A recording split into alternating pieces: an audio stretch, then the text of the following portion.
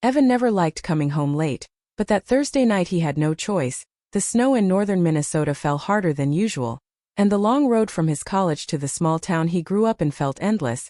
He had been planning this visit for weeks because his mom kept saying everything was fine. But her voice on the phone told a different story. It held a quiet fear, a tired sadness, a weight she tried to hide. When he walked through the front door of the old two-story house, the smell of whiskey hit him before he even took off his boots. It was a heavy scent, sour and familiar. It wrapped around the room the way his father's anger used to wrap around their childhood evenings. Evan didn't call out right away. He listened, hoping it was only a lingering smell, hoping maybe tonight would be different. But then he heard the sound, a loud crash from the kitchen, something falling, a slurred voice cursing under its breath. He closed his eyes for a moment. He had seen this scene too many times before. He wished he hadn't been right. Evan hurried toward the noise. His father, Mark, was leaning against the counter, one hand gripping the edge as if the kitchen itself was moving. His face was flushed, his eyes half closed, an empty bottle rolled on the floor near his feet. "You shouldn't be here," Mark mumbled, pointing at him with an unsteady hand. "You think you can judge me now? You think you're better than me?" Evan didn't answer. He had learned silence was safer. He picked up the bottle, placed it upright on the table and kept his voice low. "Dad, you need to sleep. Come on, let me help you get to your room." Mark shoved his hand away, almost losing his own balance in the process. "I don't need help," he growled, though he could barely stand straight. "Go to your mother if you're looking for someone who needs saving." That sentence cut deeper than it should have. Evan tried again, steadier this time. "Dad, it's late. You'll feel worse if you stay here." Mark pushed himself away from the counter, stumbled, caught himself, then stumbled again. After a few more steps, he gave up resisting and let Evan guide him toward the hallway. The walk felt longer than usual. Every breath was loaded with tension. Every step reminded Evan of every night he wished life had been different in this house. Finally, he helped his father onto the bed. Mark fell back without care or gratitude, mumbling something that didn't make sense. Within seconds, his breathing slowed, heavy and uneven but familiar. The type of sleep Evan had seen all his life. The type that came in a bottle. Evan stood there for a moment, watching his father fade into unconsciousness. He wondered how many more nights like this his mother had to face alone. How many times she walked on eggshells to avoid waking the beast that alcohol turned his father into. With a quiet sigh, he closed the door and stepped back into the hallway. The house felt too cold, too quiet, too full of unspoken pain. That was when he heard it, soft footsteps behind him. He turned and saw his mother, Claire, standing at the end of the hallway. Her hands were clasped together, almost as if she was afraid to let them fall. Her dark hair was pulled into a loose bun, and her eyes looked tired in a way he hadn't seen before. She had always been a strong woman, calm, warm, someone who carried the weight of the house on her shoulders without showing how heavy it was tonight, though she looked smaller, almost fragile. "Is he asleep?" she asked quietly. "Yeah," Evan said. "He's out." She exhaled with slow relief, but her eyes didn't soften. They stayed worried, focused, troubled in a way that made Evan's chest tighten. Claire leaned against the wall, the soft hallway light outlining the years of stress she tried to hide. "I didn't want you to see him like this," she whispered. "You came here to rest from school, not to walk into this." Evan shook his head. "Mom, I came here because of this." His voice broke a little as he continued. "You shouldn't be dealing with him alone." Her expression shifted, not towards sadness but towards something like guilt. She looked down, rubbing her hands together. "He wasn't always like this," she said. "You remember, don't you? He used to try, he used to be gentle." Evan remembered, but only faintly. Those memories felt like they belonged to someone else's childhood, not his. She looked up at him again, and for the first time that night, their eyes met with a kind of honesty that only comes when the walls finally crack. "I'm sorry I kept telling you everything was fine," she said. "I didn't want you to worry." Evan took a small step closer. "I always worry." Something about those words made her swallow hard. Her eyes glistened and she blinked quickly as if trying to stop the tears before they fell. "You're my boy," she whispered. "I shouldn't depend on you like this." He shook his head. "You're not depending on me, I'm just here, that's all." Silence filled the hallway again, not cold, not uncomfortable, but full of emotions they had never spoken aloud. She let out a shaky breath, then looked toward her bedroom door, then back at him. "Evan," she said softly, "can you come with me for a minute?" Her voice trembled, not out of fear, but out of exhaustion. There was something in her tone he hadn't heard before. A quiet plea, a need to not be alone even for a moment. He nodded without asking questions. They walked into the living room together. The fireplace was cold, the air quiet except for the ticking of the old clock on the wall. She sat on the couch slowly, her hand still twisted in her lap. Evan sat next to her, close enough to feel her trembling but not close enough to overwhelm her. She stared at the floor, gathering her thoughts.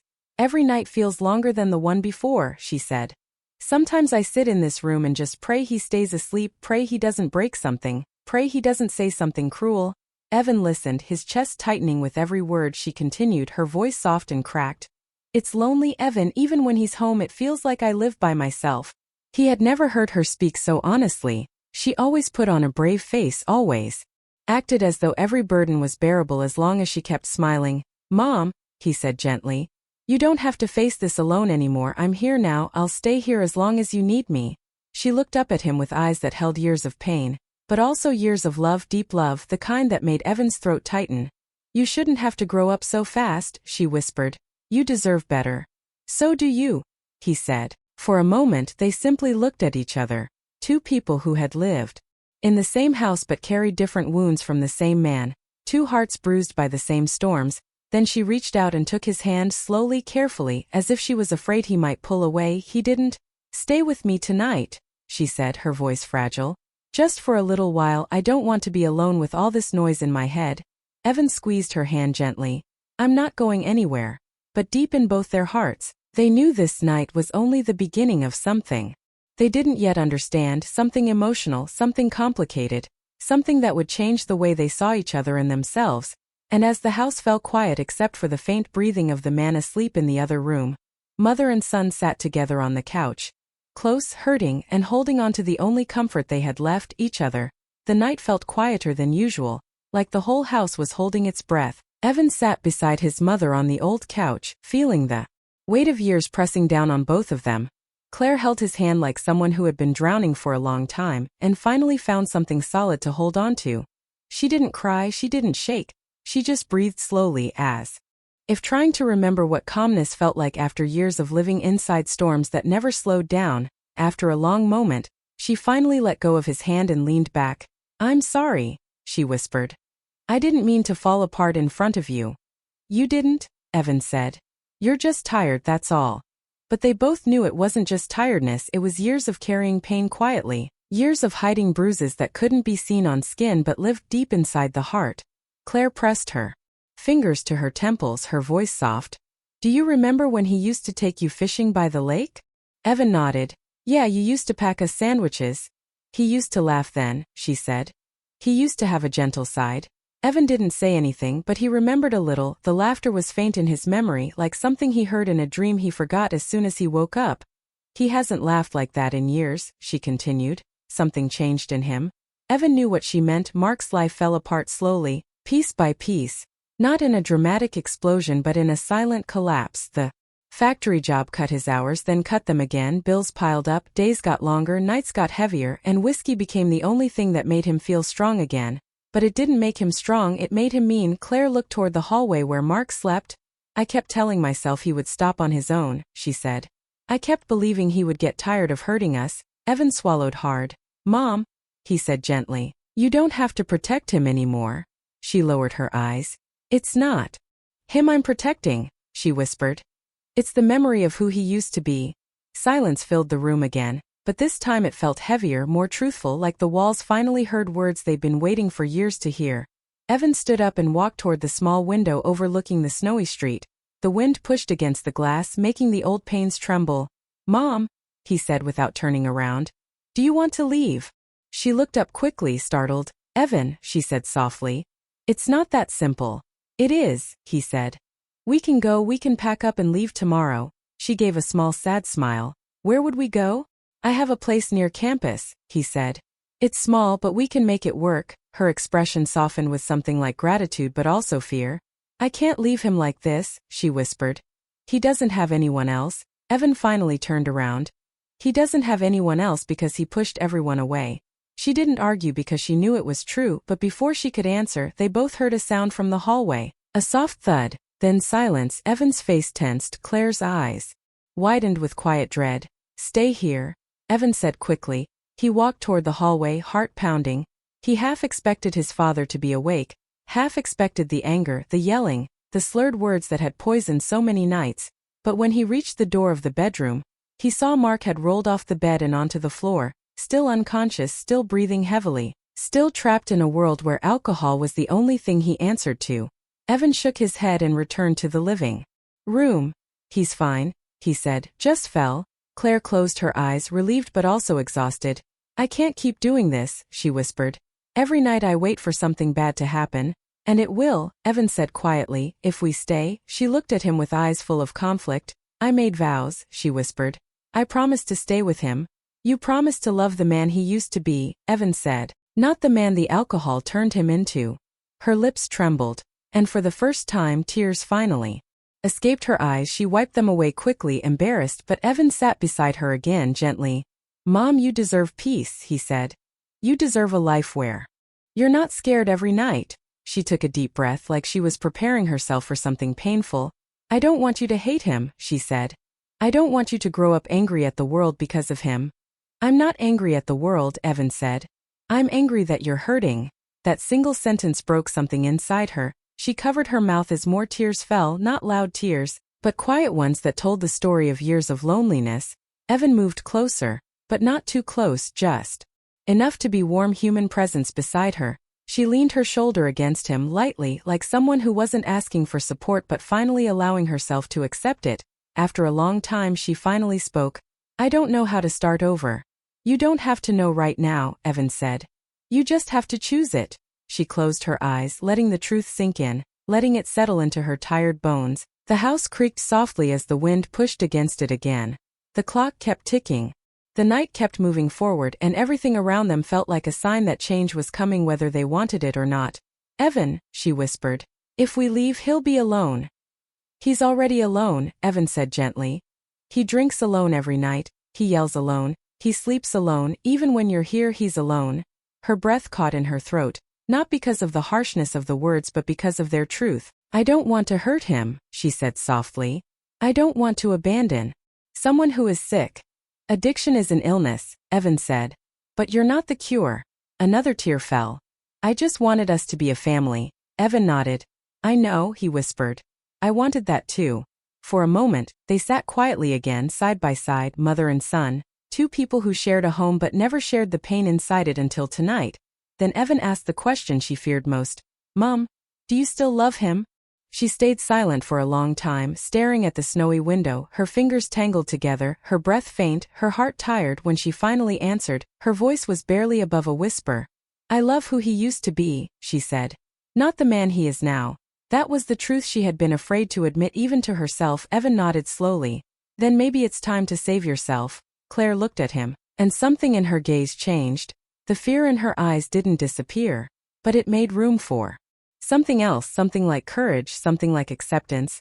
"Okay," she whispered. "Maybe you're right." Evan felt his heart lift for the first time that night. But then she said something he didn't expect.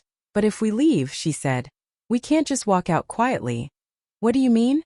Evan asked. She took a shaky breath. "We need to tell him," she said. "We need to do it the right way." Evan hesitated.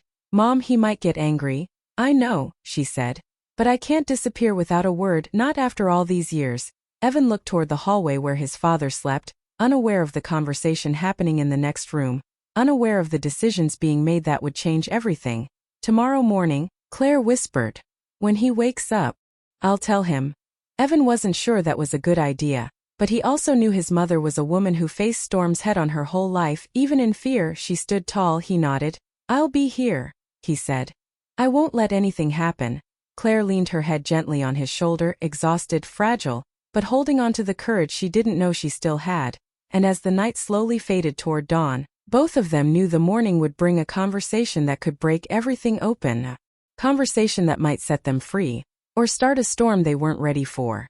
Either way, tomorrow would change everything. Morning came slowly, moving across the house like a quiet reminder that time never stops, even when people feel stuck inside their own pain. Evan hadn't slept, not even for a moment.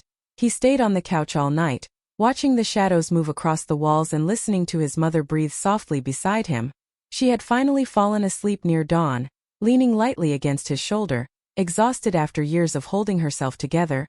He didn't wake her. He just watched her with a quiet ache in his chest, knowing today would be heavy, knowing she would need strength from a place she hadn't touched in a long time. Around 7, the house shifted, a soft groan from the hallway, a door moving slightly, the low rumble of someone waking up after too much drinking. Evan felt his body tense instantly. His mother stirred beside him, her eyes opening slowly, still tired but aware. She looked at him, fear flickering behind her calm expression. "Is he up?" she whispered. Evan nodded. "Yeah, I think so." She sat up straight and took a deep breath, the kind of breath a person takes before stepping into the cold.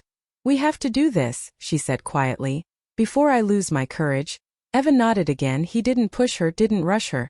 He simply stood and held out a hand to help her rise. She took it, her fingers cold, her voice steady but soft. They moved together toward the hallway, and every step felt like walking toward a storm they had been avoiding for too long. Mark was sitting on the edge of the bed when they reached the room. He looked older. In the morning light, older than his years, as if the alcohol had taken time away from him.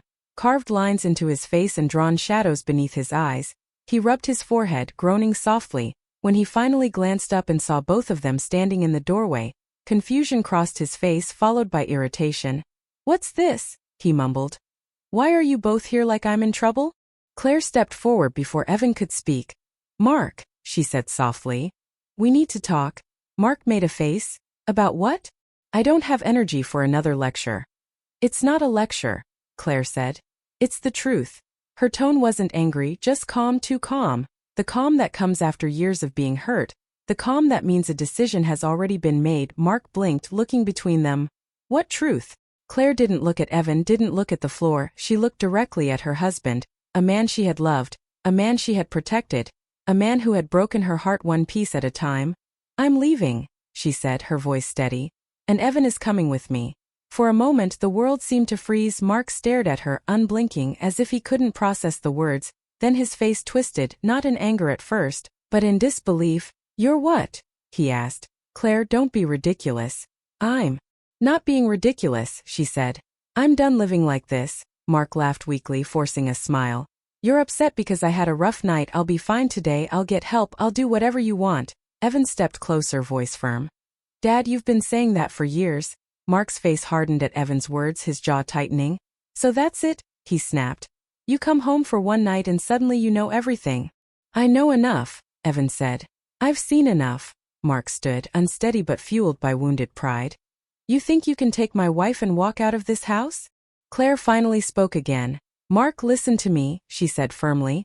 "I'm not leaving because of last night." Mark's eyes flickered with confusion. "I'm leaving because I haven't felt safe or loved in years," she said. "I've been waiting for you to change, hoping you would wake up one morning and remember who you used to be, but that man is gone." Mark's face softened for a moment, something like pain passing through his eyes. "Claire, I can fix this," he whispered. "Just give me time." "You've had time," she said gently.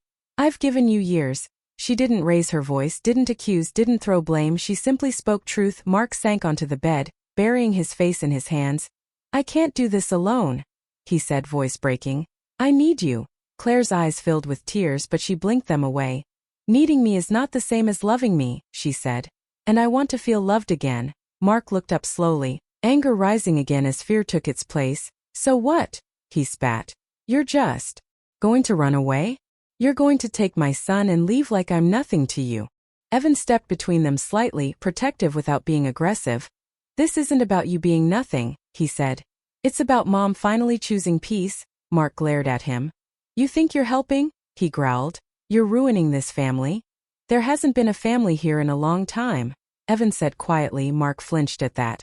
As if the words hit harder than he expected, Claire placed a gentle hand on Evan's arm, signaling she wanted to finish this herself. She looked at Mark. Again, softer now. "I don't hate you," she whispered. "I never will. I know you're hurting. I know life didn't turn out the way you wanted, but drinking won't fix it, and staying beside you while you destroy yourself won't fix it either." Mark rubbed his face again, breathing heavily. "Claire, please, just stay for one more week, one more month. I'll get help. No," she said gently. "I can't wait anymore." The silence after that sentence filled the entire room, like a cold wind closing every window at once. Mark slumped forward, defeated, and for the first time Evan saw vulnerability in him that wasn't coated in rage. He looked small, lost, helpless in his own mistakes. Claire stepped back toward the hallway. We'll pack a few things, she said softly. We'll come back for the rest later. Mark didn't answer. He just stared at the floor, breathing through the truth that had finally cornered him. Evan guided his mother out of the room, gently closing the door behind them. Claire exhaled shakily, leaning against the wall as if her legs might give out. You did it, Evan whispered. I'm proud of you, she gave a trembling smile. I don't feel brave, she whispered. I feel broken. Sometimes broken is the first step to being free, Evan said. They moved to her room to pack, taking only the essentials: clothes, important documents, old photos she refused to leave behind. Every item she touched carried memories. Some warm, many painful, but she packed them anyway. Because they were pieces of her life she was finally taking back. When they finished, Evan loaded the bags into his car. The cold air bit at their skin, but it felt sharper, cleaner, more real. Claire stood on the porch for a long moment, looking at the house where she built her life, loved deeply, suffered quietly, and waited too long for change that never came. Then she turned away, letting the past stay behind her. Evan opened the passenger door for her, and she stepped inside, wrapping her coat tighter around her body as if protecting a heart that was learning to beat for itself again. Before he got in, Evan glanced back at the house, wondering what his father was doing, whether he was crying, whether he was drinking again, whether he was regretting the years he lost. Then he got in the car, started the engine, and pulled out of the driveway, leaving behind the echo of a life that had been broken for too long. They drove in silence for several miles, snow falling gently, turning the world white. Claire finally spoke, her voice quiet but clear. I don't know what comes next. Evan looked at her with a small smile. We'll figure it out together, she nodded slowly.